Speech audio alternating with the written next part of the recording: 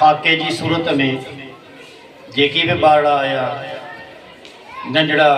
छोकरा या नंढड़ियूं छोकिरियूं जेके बि माशाल्लाह आया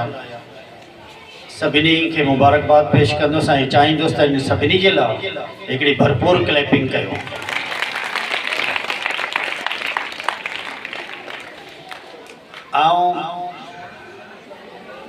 असांजा ॿिया जेके हिन प्रोग्राम जा साथी जिनी मेहनत कई स्टेज सिंगर हो ऐं जेको कुछ पेश कयो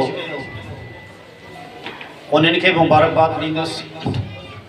ख़ासि तौर ते जेका असांजा कंपेयर्स हुआ चाहींदुसि त उन कंपेयर्स जे लाइ हिकिड़ी भरपूर क्लैपिंग थी वञे।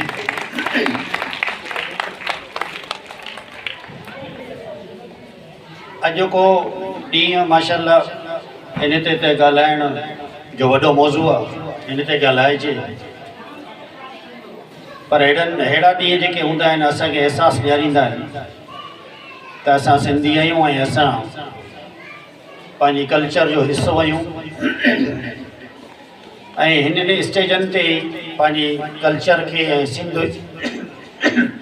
सिंध जी सकाफ़त खे असां उजागर कंदा आहियूं।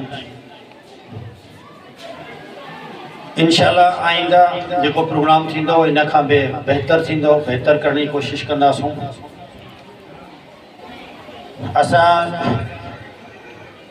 काफ़ी ॻाल्हियूं आहिनि, हाणे कहिड़ी ॻाल्हि शेयर कयां, पर असां चाहींदासूं त सिंध सां मुहबत असां सभिनी जो अवलीन फ़र्ज़ु आहे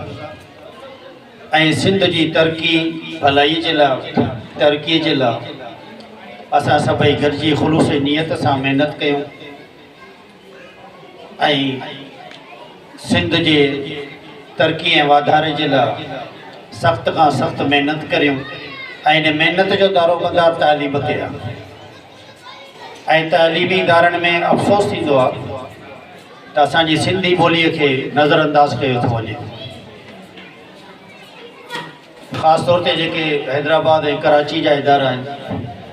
या इवन असांजे डिवीज़न जा जेके इदारा आहिनि कुझु अहिड़ा ख़ासि जेके सिंधी ॿोली कोन था पढ़ाइनि,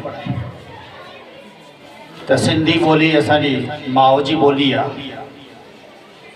असांजी धरती जी ॿोली आहे। आइंदा जेको प्रोग्राम असांजो थींदो इंशाअल्लाह असां उन में बि इहो साबित कंदासूं त हीअ असांजो इदारो